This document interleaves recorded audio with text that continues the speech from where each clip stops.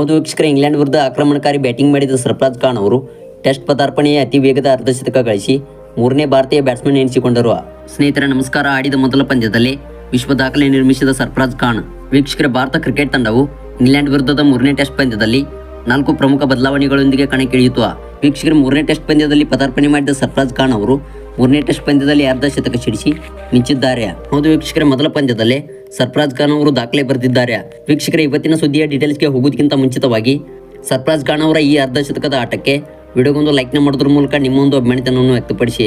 ಹಾಗೆ ವೀಕ್ಷಕರೇ, ಈ ಮೂರನೇ ಟೆಸ್ಟ್ ಪಂದ್ಯದಲ್ಲಿ ಟೀಮ್ ಇಂಡಿಯಾ ತಂಡವು ಗೆದ್ದು ಬೀಗಲಿದೆಯಾ ಅಥವಾ ಇಲ್ವಾ ಎಂಬುದನ್ನು ದಯವಿಟ್ಟು ಕಾಮೆಂಟ್ ಬಾಕ್ಸ್ ಅಲ್ಲಿ ಕಮೆಂಟ್ ಮಾಡಿ ತಿಳಿಸಿ. ವೀಕ್ಷಕರ, ರಾಜ್ಕೋಟ್ನಲ್ಲಿ ನಡೆಯುತ್ತಿರುವ ಭಾರತ ಹಾಗೂ ಇಂಗ್ಲೆಂಡ್ ನಡುವಿನ ಮೂರನೇ ಟೆಸ್ಟ್ ಪಂದ್ಯದಲ್ಲಿ ಟೀಮ್ ಇಂಡಿಯಾ ತಂಡವು ಉತ್ತಮ ಆರಂಭ ಕೊಡುವುದರಲ್ಲಿ ವಿಫಲವಾಗಿತ್ತು. ಆದರೆ ವೀಕ್ಷಕರ, ನಾಯಕನಾದ ರೋಹಿತ್ ಶರ್ಮಾ ಹಾಗೂ ರವೀಂದ್ರ ಜಡೇಜಾ ಅವರು ಟೀಮ್ ಇಂಡಿಯಾ ತಂಡದ ಮೊತ್ತವನ್ನು 250ರ ಗಡಿ ದಾಟಿಸಿದರು. ವೀಕ್ಷಕರ, ನಾಯಕನಾದ ರೋಹಿತ್ ಶರ್ಮಾ ಅವರು ಭರ್ಜರಿಗೆ ಶತಕ ಬಾರಿಸಿದರೆ ಇತ್ತ ರವೀಂದ್ರ ಜಡೇಜಾ ಅವರು ಕೂಡ ಮೂರನೇ ಟೆಸ್ಟ್ ಪಂದ್ಯದಲ್ಲಿ ಶತಕ ಹೊಡೆದು ಮಿಂಚಿದರು. ಹೌದು ವೀಕ್ಷಕರು, ತಮ್ಮ ಮೊದಲ ಅಂತಾರಾಷ್ಟ್ರೀಯ ಪಂದ್ಯವನ್ನು ಆಡುತ್ತಿರುವ ಸರ್ಫರಾಜ್ ಖಾನ್ ಅವರು ಅರ್ಧಶತಕ ಗಳಿಸಿ ಮಿಂಚಿದರು. ವೀಕ್ಷಕರ, ಸರ್ಫರಾಜ್ ಖಾನ್ ಅವರು ಕೇವಲ 48 ಎಸೆತಗಳಲ್ಲಿ 7 ಬೌಂಡ್ರಿ ಮತ್ತು 1 ಸಿಕ್ಸರ್ ಸಹಿತ ತಮ್ಮ ಅರ್ಧಶತಕ ಪೂರೈಸಿ ದಾಖಲೆ ಬರೆದರು. ಹೌದು ವೀಕ್ಷಕರೇ, ಕೊನೆಗೂ ಸತತ ಪ್ರಯತ್ನಗಳ ನಂತರ ಭಾರತ ತಂಡದಲ್ಲಿ ಸ್ಥಾನ ಪಡೆದ ಸರ್ಫರಾಜ್ ಖಾನ್ ಅವರು ಭಾರತಕ್ಕೆ ಚೊಚ್ಚಲ ಟೆಸ್ಟ್ ಪಂದ್ಯವನ್ನು ಆಡಿದ್ದು ಅದೇ ರೀತಿ ವೀಕ್ಷಕರು 311ನೇ ಆಟಗಾರ ಎನಿಸಿಕೊಂಡರು.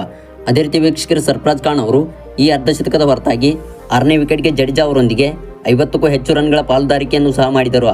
ಆದರೆ ವೀಕ್ಷಕರೇ, ಅಂತಿಮವಾಗಿ ಸರ್ಫರಾಜ್ ಖಾನ್ ಅವರು ರನ್ಔಟ್ಗೆ ಬಲಿಯಾಗಬೇಕಾಯಿತು. ಅದೇ ರೀತಿ ವೀಕ್ಷಕರು, ಸರ್ಫರಾಜ್ ಖಾನ್ ಅವರ ಈ ಪ್ರದರ್ಶನಕ್ಕೆ ವಿಡಿಯೋಗೊಂದು ಲೈಕ್ನ ಮಾಡೋದ್ರ ಮೂಲಕ ನಿಮ್ಮ ಒಂದು ಅಭಿಮಾನಿತನವನ್ನು ವ್ಯಕ್ತಪಡಿಸಿ. ಹಾಗೆ ವೀಕ್ಷಕರೇ, ಇದೇ ರೀತಿ ಕ್ರಿಕೆಟ್ ನ್ಯೂಸ್ ಅಪ್ಡೇಟ್ಸ್ಗಾಗಿ ದಯವಿಟ್ಟು ಈಗಲೇ ಚಾನಲ್ನ ಸಬ್ಸ್ಕ್ರೈಬ್ನ ಮಾಡ್ಕೊಳ್ಳಿ.